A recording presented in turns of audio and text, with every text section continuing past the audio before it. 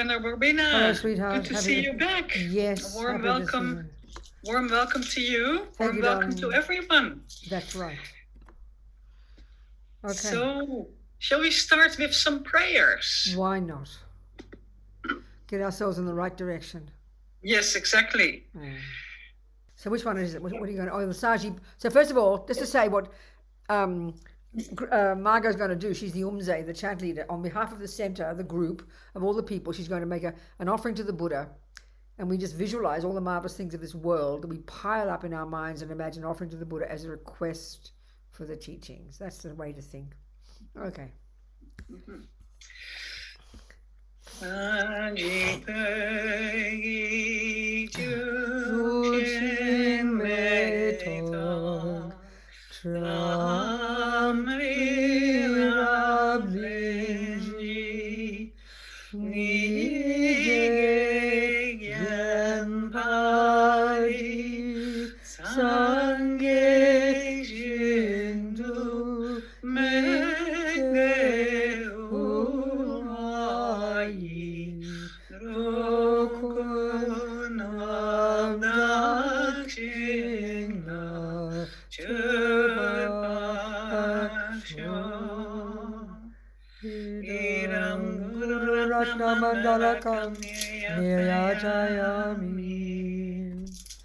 All right.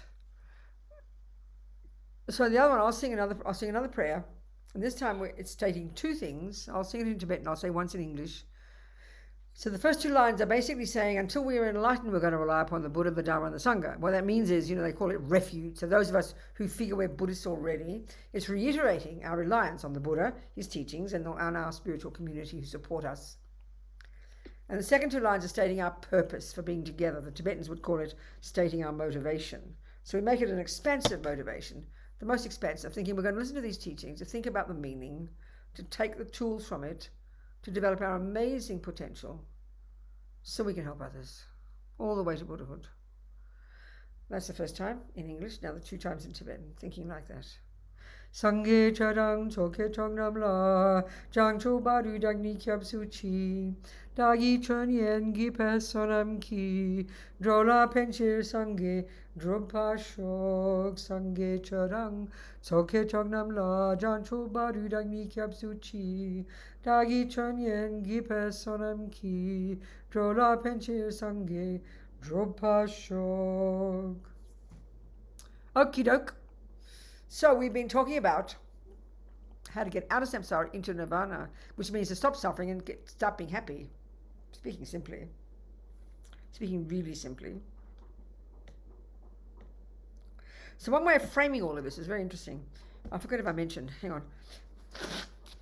One way of framing Buddhism, in fact. I mean, again, surprisingly to us, if we've only looked at bits and pieces of Buddhism, which most of us only have, and maybe we think it's about being mindful, maybe we think it's about being peaceful, maybe things about being kind, all these things are true. But in a way, it's a worldview, actually. It's a worldview, and it's a coherent worldview. No, you don't have to believe that, you have to look into it. But it's a vast worldview. It's Buddha's, and what's interesting about it, and this is the most fundamental difference. This we just have to remember, because it from this view comes our practice. That, if I'm a Catholic, and I was a Catholic, a very devoted Catholic, I was in love with God, Our Lady, the saints, and all that. So necessarily, the information was from God, wasn't it? It came from God. It was revelation. Necessarily. Because God is the creator. God is the main source of the universe. And that's the usual view we have of what's called religion. But then we hear Buddha, and it sounds like the same, it looks like the same, it tastes and smells like the same, it's got all the signs of religion. And that's the category put it in. And it's not wrong. You ask a Tibetan, are you religious? They say, of course. But because we assume religion equals creator, we're confused, Because then we hear the Buddha doesn't say, Buddha is not a creator. He doesn't assert a creator. His whole philosophy shows another complete way of seeing the world and does not include a creator. He would argue with that, philosophically, that there can't be in this intrinsic, uncaused energy that's the source of everything else. I mean, it's very, one has to go deep into this. So his view is, from that point of view, is radically different. So therefore, that implies how to listen. That implies how to listen. Because if I'm a good Catholic, I will believe in God. I will have faith in God. God's got a plan. God's got a vision because he's creator. And I necessarily cannot prove it. That would be very rude, wouldn't it? You can't necessarily. But that's the Buddha's point. In that sense, he's fundamentally different. Buddha is not a creator. He was a regular dude like you and me who did the hard work internally, went through as far as he could go in that system that was existing before him, the Hindus, the Indians, these amazing yogis and scholars. He went as far as he could go from, in terms of getting rid of the rubbish in the mind, but he says there's still further to go, so he diverged in his own direction. As His Holiness says, it was these Indians more than 3,000 years ago who were the ones who began the investigation into the nature of self. Well, Buddha diverged in his own direction, specifically in relation to the nature of self. So he's not a creator. So if he's not a creator, then it's really important to know where does this information come from. I always quote this, and I'm sure I said it to you, but I want to say it again. This scientist in New Zealand happened to be a scientist in a course, in a group, in a teaching in Nelson in New Zealand years ago. He said to me, who revealed the teachings to the Buddha? Which is a totally appropriate question. The first time anyone has ever asked me that, it was marvelous. And that's obvious, because he assumed it was like every other religion, it's from revelation, it's from on high. Perfect question. But it's mind-boggling when you think of the answer. And I said to him, would you ask Einstein who revealed the teachings about relativity? Of course he laughed, everybody laughed. But that's how we think. That's what science is. You use your noggin, you see something, you prove it, and you present your findings. Well, that's Buddha, babies. That's Buddha, as shocking as it is to us. Because we think, how can you prove reincarnation? Well, when you look at the Buddha's view of the mind, which has these subtle levels of cognition, that's when you can do it, when you get single point of concentration. But that's the view. So therefore, the approach to Buddhism isn't to blindly believe it, to swallow it whole, believe in reincarnation, believe in this, believe in karma. No, that's intellectual laziness. Buddha's either right or he's wrong. Einstein's either right or he's wrong. Botanists are either right or they're wrong. Mathematicians are either right or they're wrong. That's the approach Buddha takes. It's a surprise to us. And as Dalai Lama says, if you're practicing Buddhism and you move along step by step, ticking the boxes, but then you get to a certain point where you discover Buddha's wrong, well, of course you must reject him. It's obvious. That's a big surprise to us. So it's a worldview, and it's coming from the mind of a person who's called a Buddha. And millions of people since Buddha have become a Buddha, have proven the same thing, have used the same methodology, and have come to the same conclusion. That's it. So, Buddhism is definitely, then, you could say, is a method for getting happy and a method for stopping suffering, for sure. Absolutely, Buddhism is a system of ethics. And with absolute certainty, and if you like, this is the main one, Buddhism is a method for stopping ignorance and getting wisdom. So we want happiness, sure. Wisdom, not sure. But they all utterly come together in Buddhism. You cannot have one without the other. Because Buddha's essential point is, his fundamental point is, listen folks, we suffer because we have misconceptions in our mind that are very ancient, that misinform us about reality. So what's out there, as Amazova says it, paraphrasing the Buddhist approach to the mind, how everything out there appears back to us, how everything out there in the world appears back to us through the lenses of what's in our mind. So this is Buddha's point, as we're discussing. In our mind, there are bunches of misconceptions, delusions, neuroses, disturbing emotions, you name it. And Buddha has identified that these are the source, in the mind, are the source of why we suffer, because they misrepresent the world out there to us. This is so simple concept, but kind of a revelation when we get it. So therefore, the practice of Buddhism to stop suffering is to get wisdom. It's so important to understand. And not believing in it. What does believing do for you? I believe in mathematics. Who would say that? Nobody. I believe in botany. You can believe in botany. It works. But how does it help you get a garden? It won't. Believing is not enough. It's so clear when you analyze it. You have to learn it and know it. We say, I believe in karma. Why did that happen? It must be karma. What's karma? How did it work? I don't know. It's like saying, there's botany. There's a flower there. Tell me how it works. It's called botany. Yeah, I know that. How does it work? I don't know. What good is that? So we've got to know the basics, even some of the fundamentals, which is what we're talking about here. And then what do you do with that information? You don't leave it up here. You apply it, like botany. So clear, but we don't get it like this. We don't think of spiritual practice like this. We think it was all kind of feelings and some gooey thing happens and you're mystical and you meditate, and it's just so ridiculous, you know. So we've been talking about all this, Buddha's views, Buddha's observations about reality. We've been framing it in terms of the 4 facts for the noble ones. There is suffering, there are causes, you can get rid of it, and how to do it. Pretty simple. So then we're talking about the different levels of suffering. So I think we talked about the first level of suffering mostly. Then we looked at the second. I think we did look at the second. The first one is called the suffering of suffering, which is when the bad things happen, basically. That's either referring to the lower realms from the big picture point of view, or within this life, it's referring to when the bad things happen. It's called experiences similar to the cause and environmental karma. We talked about this. There's 4 ways our karma ripens. 4 ways that the seeds we plant in our mind in the past will ripen in the present. 4 ways that the seeds we plant now will ripen in the future. We do want happiness, don't want suffering, and then Buddha says, you better cause it, baby. First level, junior school, entry level. You don't want future suffering, don't want bad mouth, kicked in the teeth, harmed, raped, murdered, poor, sick. Okay, don't cause it, honey. You don't want cancer, the doctor says to you, well then don't cause it, stop smoking. It's not complicated, but we hear it in a complicated way. We hear it in a guilty way, neurotic and all this business. So we talked about this. We talked about how to live in vows. We talked about purification. These are the tools we use to reprogram our minds, to stop causing suffering. Who's suffering? My suffering. Then we can help others, because the laws apply to everybody. So the suffering of suffering is when the bad things happen. So that's junior school practice. You stop causing it. So you stop killing, stealing, lying, and do that in the context of vows, and you purify. So that's the stuffing of suffering that you're stopping. When you die, you'll guarantee that your mind's nicely programmed, and you'll get another decent human body. You'll meet the Buddhas again, because you program your mind with that, and you'll keep on moving on your spiritual path. And you'll be healthy, happy, live a long life, have delicious food, good friends, money in the bank, all the conditions you need to keep practicing. You cause it. You create it. This is so shocking to us. It takes a while to think we create our own realities. Okay. So that's the first level of stuff. So at least if you want to go to junior school, first scope, at least you want to get another decent human body with decent conditions so you can keep on moving. Then there all the solutions are there. Boom.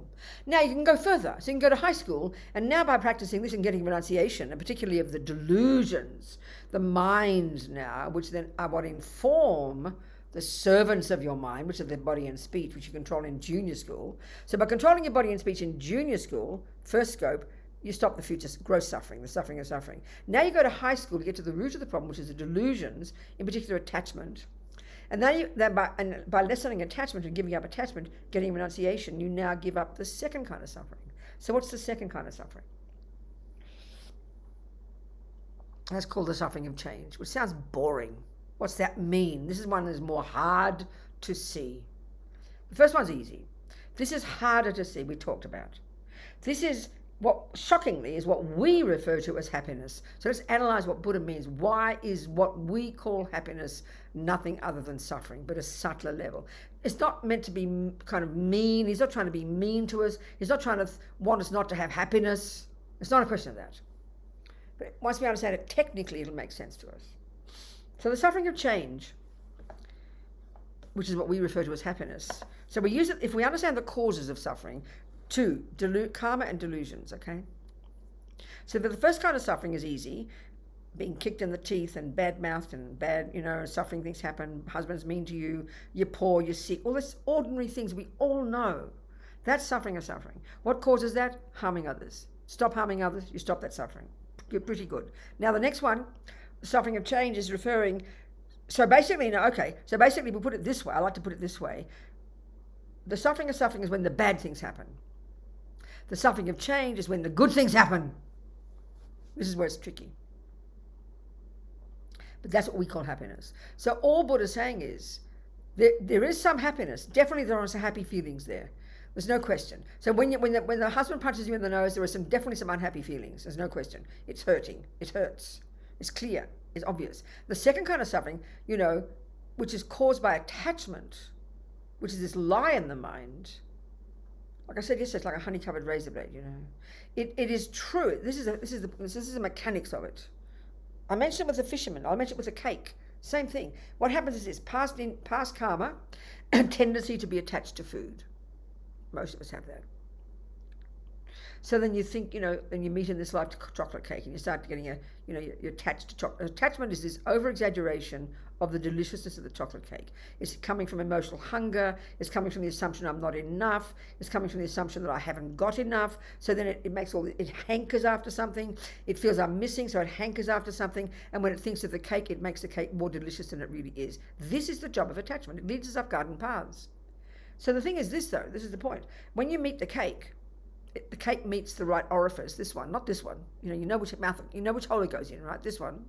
This is what happens. It's very interesting. It does trigger pleasure, there's no question. But we've got to understand the meaning of this word pleasure. This is really fascinating. When you study the Buddhist model of the mind, you learn that there are three types of states of mind: the neurotic, deluded, ridiculous, nonsense ones that cause suffering, the delicious, reasonable, appropriate, useful, virtuous, positive ones such as love and compassion and intelligence that cause happiness.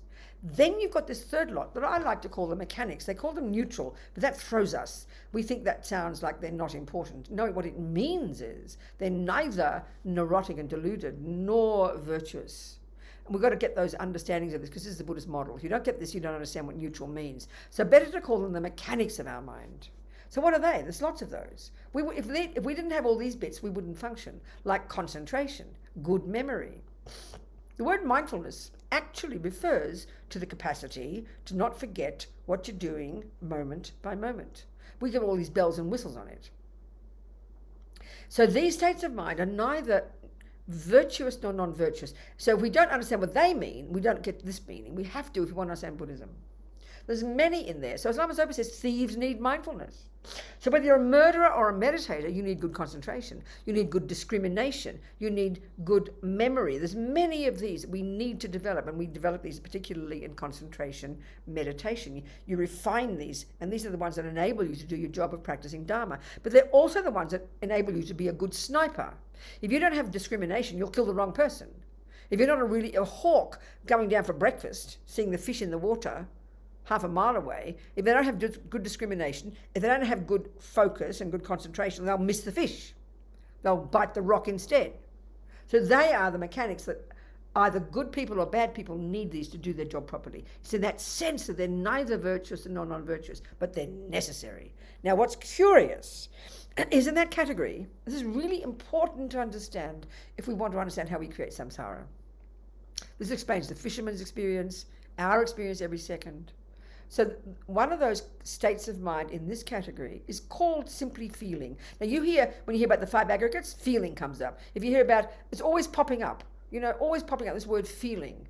What's it mean? It's crucial to understand. So feeling means we only have three kinds.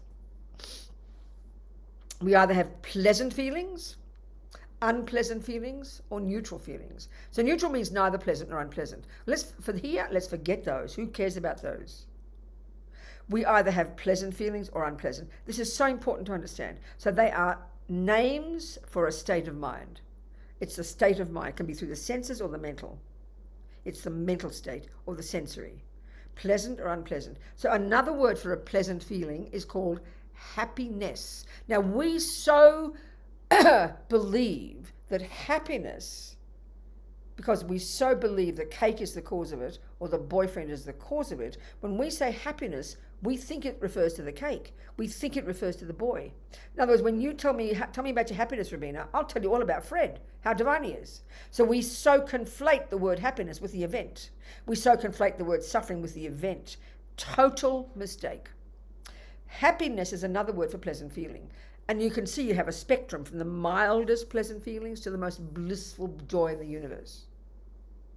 Then you've got unpleasant feelings. And you've got a spectrum of the mildest unpleasant feeling or suffering to the most intense suffering. But we think the external event and the thing and the person and the sound and the smell and the taste, we believe they not only do we believe they're the cause of the pleasant feeling, we even think we mistake it for being the pleasant feeling, the happiness itself. When you remember happiness, you don't think of your mind, you think of the event. Listen to this. So we make a mistake.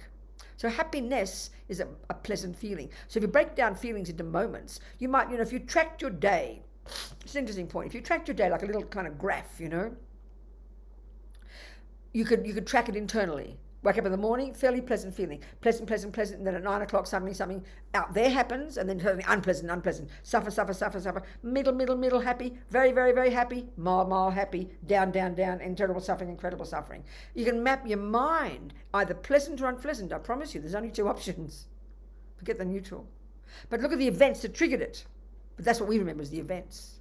Lovely cake, ugly husband, awful traffic. Think about this. We're so obsessed with the outside world, we don't even notice the mind. But here we're talking about the mind.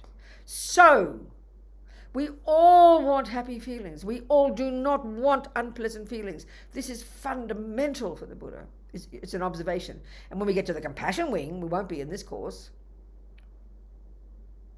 Equanimity, the beginning of getting love and compassion, is this recognition. Everybody only wants happy feelings.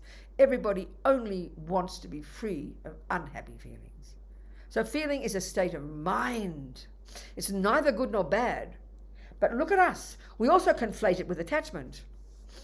We know attachment's naughty, then we have pleasant feelings, we think it's attachment. We make a mistake. We think having pleasant feelings is a sin. So that's why we all walk around being miserable, thinking religion's about being miserable. Oh, I can't be happy. That sounds like attachment. Attachment and happiness, please listen to this. Attachment is under the first category and it's a neurosis. Pleasant feeling, happiness is under the third category and it's neither good nor bad. It's just what it is. This is so necessary to understand. So, look at the fisherman. Past karma of killing, imprinted, programmed in his mind. Like a miracle, he gets a human body. But he hasn't purified all aspects of his past killing. So the second he meets fishing, karma ripens, and this is what happens. All this happens like in a millisecond. Unidentifiable for us, because we don't watch our minds enough. The millisecond he sees fishing, it's like it's triggering a memory. The extent of his habit of killing equals now, the next millisecond, the extent of the pleasant feelings that arise. It's called happiness. So naturally, because we are frantic for happy feelings, the logic is, well, fishing must be the cause of it. It goes without saying, doesn't it? It's logical. It appears to be way. Total mistake. Wrong analysis. This is what's so shocking. But third, what happens? you see the fishing. Past habit is triggered. It's like a memory. And then the more the habit, the strong, the more the bliss. And then that second, the more the bliss, then attachment kicks in, a delusion in the first category. Karma, and then delusion, attachment, and then the feeling pops in. Feeling is neither good nor bad. Nothing wrong with happy feelings. But look at the tragedy. You think the fishing causes it. And then attachment kicks in and paints a divine picture. The more the pleasure, the more the habit, the more the pleasure, the more the divine picture, the more intense the attachment. This is how we are locked in samsara. We do not question this process. We never, in a trillion years, we don't even have such an analysis in modern psychology or neuroscience, This is what keeps us paralyzed in samsara. So feeling, now let's look at the boring old cake. Forget the fishing. Just the cake. Just the cake. The suffering of change. So, the suffering of suffering is there. You're hungry, you're needy, what's missing? Something's missing, Oh, cake, the bulb lights. Then you get all excited, attachment kicks in, grasping kicks in, you go get the cake, and all the time the anticipation, the growing, the fantasy, the anticipation, the imagining of it, the deliciousness, excited, attachment. All this is part of attachment's job. You get the cake and you see it with your eyes, this brown triangle, you almost faint with pleasure, isn't it? It looks so divine. Can't wait to get it in the mouth. All this anticipation, that's happening. That's attachment. It's lying to you. The attachment of that fisherman is lying, is causing a lie, is causing a misconception that misinforms him of the suffering of the fish. He can't see suffering, like I said yesterday. He can't see suffering. He just sees flapping fish. But he's got his own story there. So same here. Hungry, you're emotional, hungry, waiting for something, waiting, anticipating, yearning, waiting, get the cake and stick it in the mouth. What happens? That second, like the fisherman, upon contact with the object, pleasure, in this case, pleasure is triggered in the third category, neither good nor bad. Now, I used to say, oh, the more pleasure, the better, dear. It sounds like a sin, doesn't it? Pleasure. But it's another word for happiness. Come on, people. It's a synonym for happiness. It's a state of mind. Nothing wrong with pleasure. But this is the mistake. Like the fishing, that's the worst mistake. He thinks killing fish is the cause of his pleasure. And attachment makes it look delicious. So he lives in that lie. We're the same with the cake. At least cake doesn't mind. So the extent of the habit of the past eating is the more delicious, the more hungry you feel, the more yearning and needy. Then you meet the cake, and then the more pleasure is triggered when you put it in the mouth. Now, fact is, Buddha is agreeing getting cake definitely triggers a pleasant feeling. I use the word trigger, not main cause. For the fisherman, killing fish triggers a pleasant feeling. Fact. But he thinks it's the main cause. This is where it gets even more complex and a bit kind of weird and strange, because actually what a happy feeling is. Okay, how come we can have any happy feelings at all? What is the cause? So if fishing isn't the cause of a happy feeling, and this cake is not the main cause of a happy feeling, we've got to understand what is the main cause of a happy feeling. Well, it's very simple. What's the main cause of a suffering feeling? We just looked at it in junior school. What's the main cause of, in next life, in this life, where someone punches you in the nose? It's an unhappy feeling, isn't it? What's the cause of that? You're having caused it by the past, by harming somebody. So what's the cause of a happy feeling? Every second you have a happy feeling. Every second now you have a happy feeling, a pleasant feeling, joy. That's the fruit of a virtuous karmic action in the past. So in this life, the punch, which we think is the main cause of my suffering feeling, is merely a catalyst. The husband punches me in the nose. That triggers the ripening in my mind of an unpleasant feeling. And that unpleasant feeling can ripen because I put the seed in a past life of harming him. This is the technology of it. So an unpleasant feeling every second in the day is the fruit of a past action. Every time a weed ripens in your garden, okay, it's sort of like this. We think the punch is the main cause of the unhappy feeling. That's like thinking the rain is the main cause of the rose popping up in the ground. No, the rain is a catalyst. The seed is in the ground already, and then the rose can pop up because of the rain. So the punch in the nose is like the rain. And it triggers, it nourishes the seed in my mind of past harming that now ripens as my present suffering. So the cake is the same. There is a seed in my mind from a past virtue that is now triggered with the rain of the cake. The cake is the trigger. The cake is the catalyst. The cake is the secondary cause. The cake isn't the main cause of my happy feeling. The cake triggers, like the rain triggers the rose seed to flourish. That cake, or the fishing more tragically, are the triggers that ripen a seed in my mind, or the fisherman's mind, of a past virtue that ripens as a pleasant feeling. That's the technology of it. The cake's a catalyst. The fishing's a catalyst. But this is the tragedy, though, because we think the main cause of happiness is the cake. So attachment kicks in, believes that, makes it divine, and then keeps eating, waiting for the happiness to come. And then the tragedy is, because we do that, or the fishing is even worse because you harm sentient beings, then you're tipping down the toilet all your positive seeds. In other words, the only way a fisherman can get happy is by killing sentient beings. The only way we can get happy is by eating cake. So we're wasting all those precious virtuous seeds because we end up doing a non-virtuous action. So when we eat the cake like that or kill the fish, which is worse, you sow a negative seed in your mind. So this is the point about this. It does trigger happy feelings, but the Buddha says it doesn't last. That's why he calls it the suffering of change. So we know that's true. This is the first piece. We know that is true. We know that is true.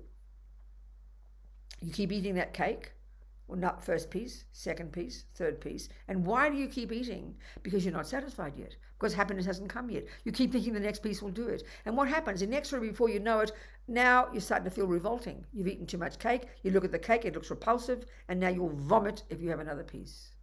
So in other words, the pleasure we get now on the basis of getting an attachment object is pleasure, but it doesn't last. Inevitably, logically, inexorably, it turns into the suffering of a full stomach.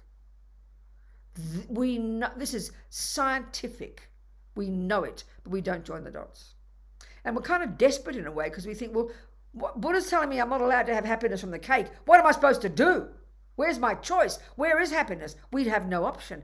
This is our tragedy. The only way, given that we're constructed with this sensory body, in this sense realm, we have no other method that we can think about, logically. We don't think there's any other method for getting happy feelings. The only method we have, the grossest one, is to get the cake, get the boy, get the handbag, get the cup, get the sound, get the smell, get what I want. That's the suffering of samsara. So you have to break it down, analyze it, look at it carefully under the microscope of our own mind and see the truth of what Buddha's saying. He's not being mean, he's not being kind of punitive. He's not saying you shouldn't have happiness, because we conflate happiness with attachment and we conflate it with the cake. So we're all confused, So attachment is a neurotic state of mind, and the first category of states of mind that's lies to you. Feeling is a simply fine state of mind, and we're all hungry for them. And so we think the cake brings it, we think the boy brings it, we think they're fishing, and that's the worst one. So what's Buddha's answer? What's happiness, mate?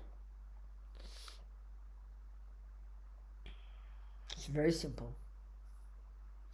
He says, we think happy feelings are what we get when we get what attachment wants. That's our method. He says, no. Happy feelings are what you get when you give up attachment. Give up being a junkie. Give up the craving.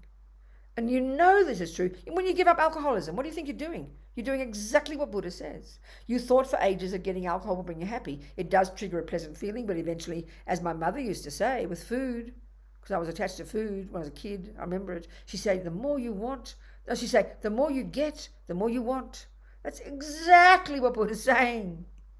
Because not only does the cake does bring some pleasure, but then it's slow. As you keep eating the cake, wanting more pleasure, you just end up getting suffering.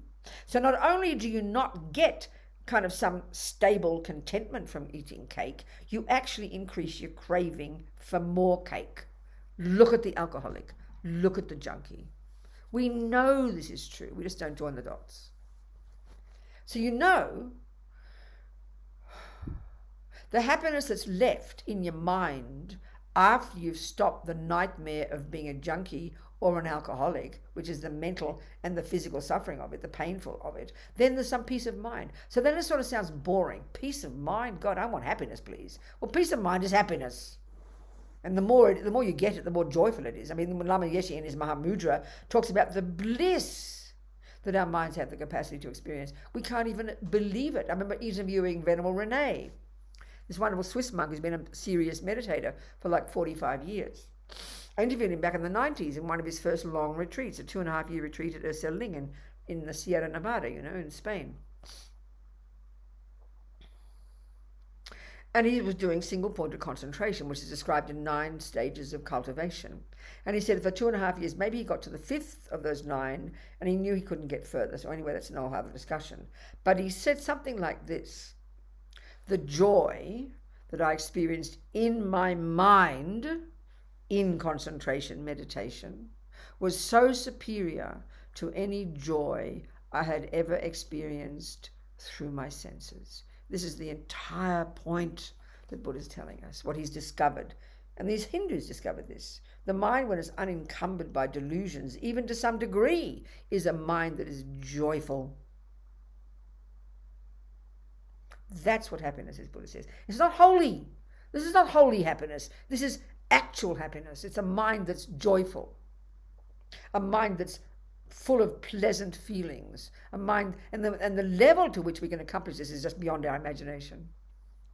And everybody who meditates, they all say this in the text as well, that joy, unlike the joy we experience through contact with sensory objects, is not just infinitely better, but it's utterly peaceful.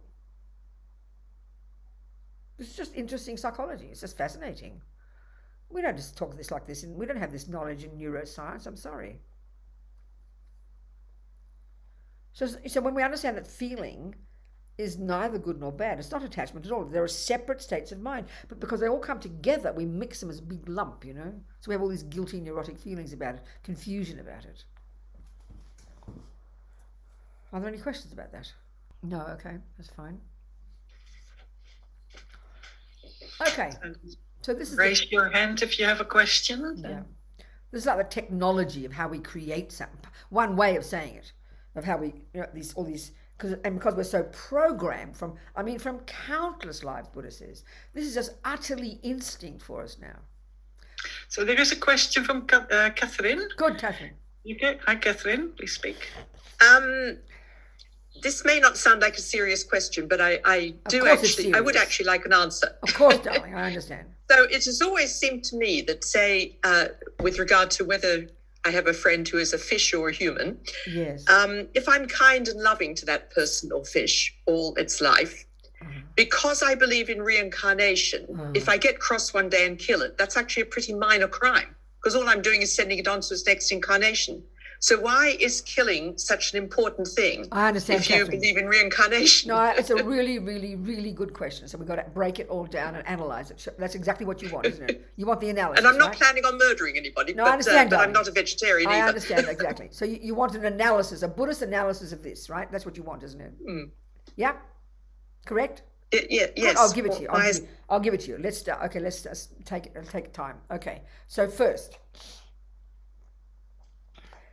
Buddha's telling us that every millisecond of what we think and do and say sows seeds in our mind. First point, this is the most fundamental kind of natural law. There's not a single thing we think and do and say that goes astray. Every tiny thing we think and then do and say on the basis of it programs our mind. First point. Next point then, what's in general the next detail, the next level of detail, which we've been speaking all the time, is that we can divide our actions, broadly speaking, into negative actions, positive actions, and then there are those neutral actions. Forget the neutral actions, okay? Well, let's look at a so-called positive action and a so-called negative action. So, then we also look at the Buddha's view of the mind, which is what we've been describing, and we've got negative states of mind and we have positive states of mind. So, what is a negative state of mind? So what is it? Let's first, in junior school, we're talking about at least refraining from doing an action that harms another. So we've got to maybe establish that first before we even get into the mind. So would we, I don't know, would we, so you're obviously disagreeing. You're thinking killing is okay because you go to the next life anyway. So, so Buddha would call killing a negative action. The first, there's not just the only one, but they're the heaviest ones. Killing, stealing, harming, raping, lying, bad-mouthing. These different actions of body and speech that somehow we know we call ethics, you know. So the Buddha would say, Jesus would say that killing is wrong, lying is wrong, raping is wrong because God said. The Buddha would say killing is before it's even wrong, killing, how you define what a negative action is, the very first level, a negative action at the grossest level is an action that harms another. So now, before we go further, would you agree or not agree with that? That yes. So in general, no one. So and how you define what harms another means is fairly evident if you look at your own way of experiencing things. You know, if someone lies to you, it's not comfortable. You know, if someone tries to kill you, you're not happy. You know, if someone steals from you. So we can see from first our own experience, which has to be the starting point. Then we can look at other beings, even look at the ant. If you start hurting the ant, it'll try to run away. So all beings, the Buddha would say, are driven by this wish to be happy and not to suffer. So he would then argue that any action that harms another is in general terms is a negative action. So now, the next point of detail he gives us in the first level of practice, why does he, we would assume that he suggests, well, Robina, better not kill. So we're going to deduce, well, I must not kill because it harms others. But this first level of practice, now we're getting to the first major point, Catherine. The first point for the Buddha, he says in general, a heavy negative action is one that harms another. But why he exhorts me not to kill and not to steal and not to lie isn't yet because it harms another. He wants me to look into the fact that my doing that action will leave a negative seed in my mind that will ripen as my being killed and my killing and my being harmed in the future. So the very first level of practice, junior school entry level, is because just like the doctor says, don't smoke, Robina. Why not, doctor? Because, sweetie pie, it'll harm you and you'll get future cancer. So Buddha's fundamental view is that because everything we think and do and say programs me into the person I become and programs me even in terms of my experiences. So if he says, if you don't want to be killed in the future, you don't want to have a tendency to keep killing, you don't want people to be harming you, killing you, raping you, lying to you, then Robina, don't do those actions now. This is the first level of detail. But now we're going to go to the next level of detail and analyze what is it in the action of killing when I do it that makes it drop a negative seed into my negative bank vault. Are we communicating so far, Catherine? Yes. Okay, so the next level is, what is it that when I do the action of killing that mouse in my kitchen, what is it in that process that causes it to become a negative action for me specifically and thus program my mind with negativity? It's not a set in stone thing. And this, I'll give an example. So let's say that you've got a pussycat you've adored all your life, as you just said. You've adored your pussy. You love your pussy. Your pussy's, you're kind, you're loving, you take care of your pussycat, and then your pussycat gets sick, and this is a common thing in our world. We all know that. Your pussycat gets sick, and because we've got usually the materialist view that thinks that the pussycat, when it dies, will die. It will disappear into dust. So therefore, it's that when you see the pussycat suffering and you're full of compassion, you think, I must kill it to stop its suffering. We call that euthanasia. It's very common in our world. So now there's various things there. Let's look at the Buddhist analysis of that one, which is we're getting more detail now.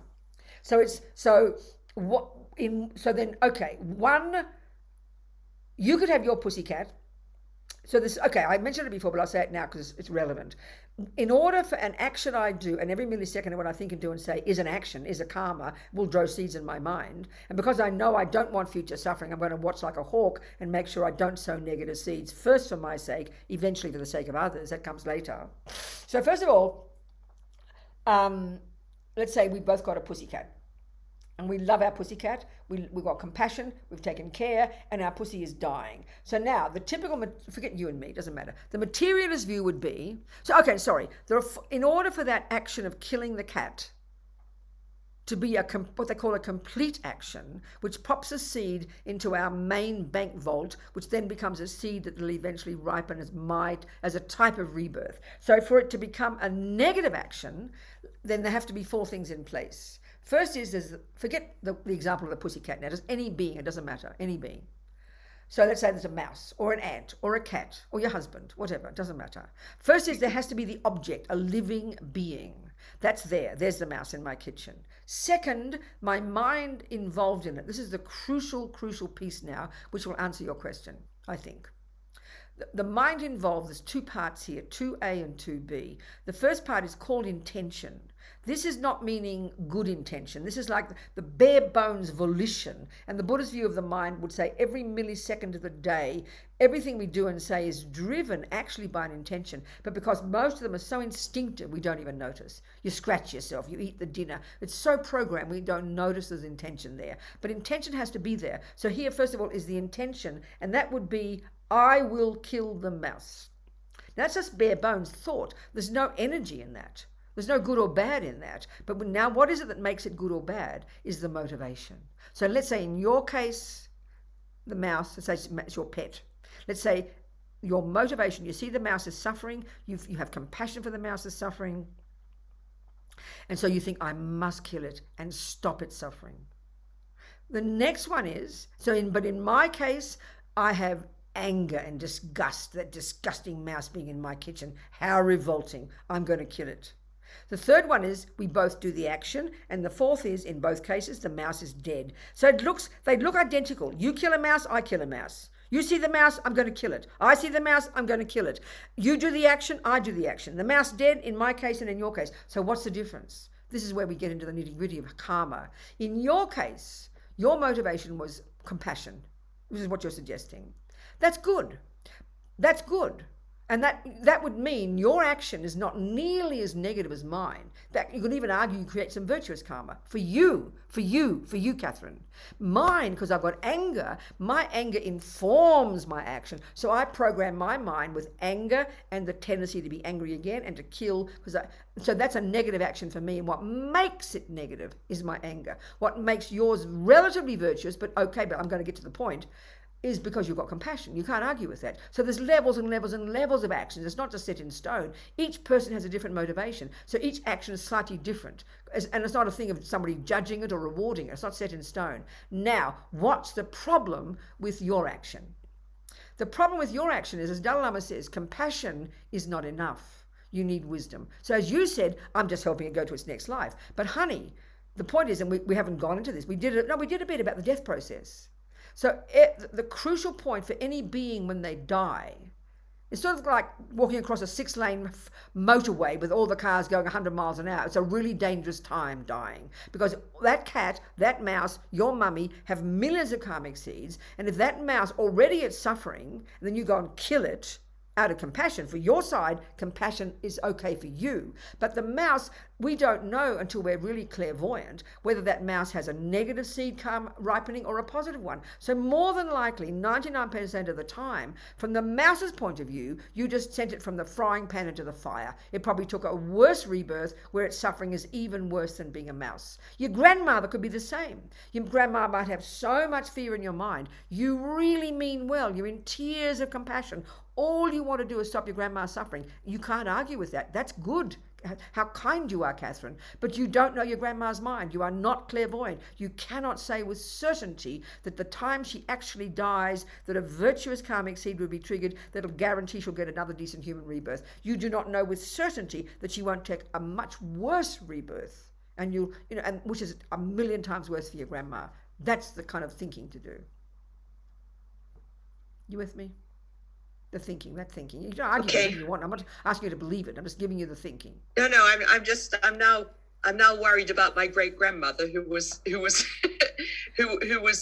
killed when I was 8 years old by members of her family, sitting around in the hospital bed, and the doctor saying, just keep pressing this button and there'll be more and more morphine and then she will go. Oh my God. It was quite deliberate. I know, darling. This is a and I knew that even as a child, and I accepted it because my mother told me, and I thought it was the right thing. This is so fascinating, but this is the tragedy from the Buddhist perspective. We've got to just be a little bit more cautious, because of course, with the materialist view, it is kindness, because you just think grandma's finished. But if you do posit the view of reincarnation, and you don't want to just necessarily be born, you want to be sure you get a decent human rebirth, so you can carry on having volition and reasonableness and get a spiritual path.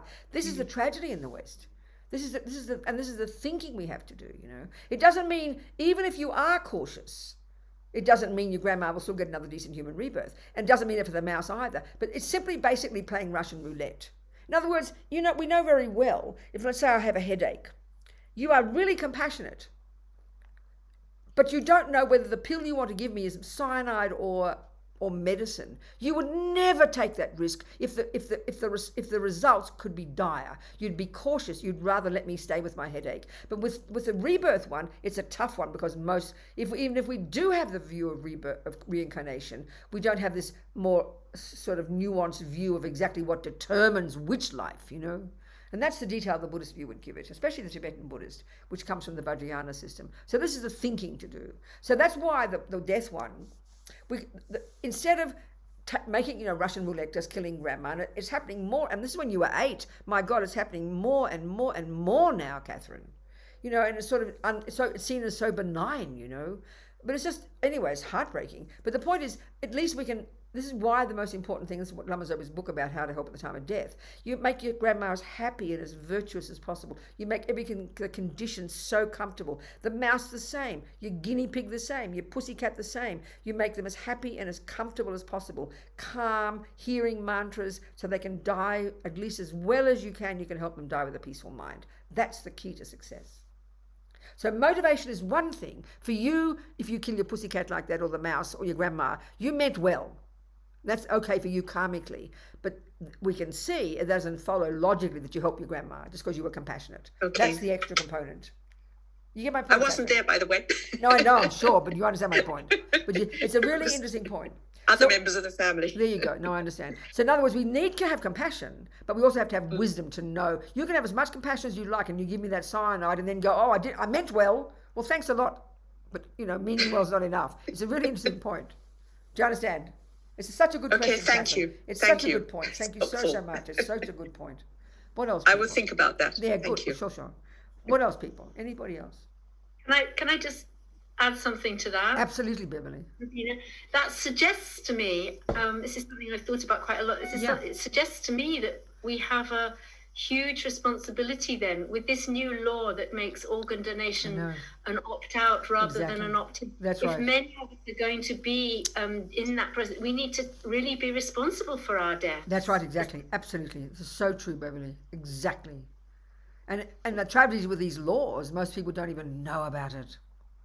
It's so wicked, It's so wicked. We're playing with... this is why that book I told you about, amazing book, this American journalist, he was so cynical about the industry, how the elitism, the manipulation, the forcing people to do things, it's just so wicked, It's just really, really wicked. Anyway, whatever, it's very important. As you say, you've got to be so in charge. So really, and this is where all we can do is if we live our life well, we just have to have the aspiration that we will die well with the right conditions, the right people helping us, the right scenario. It's not an easy thing. But such a good point, Beverly, exactly. Maybe time for a break. Do you think a little break, Margot? 15-minute break? Mm-hmm. Yeah, We'll come back that's good. 20 minutes. We'll come back 15:15. Okay, People, that's good. Thank you, sweetheart. Great. See you soon. Thank you, darlings.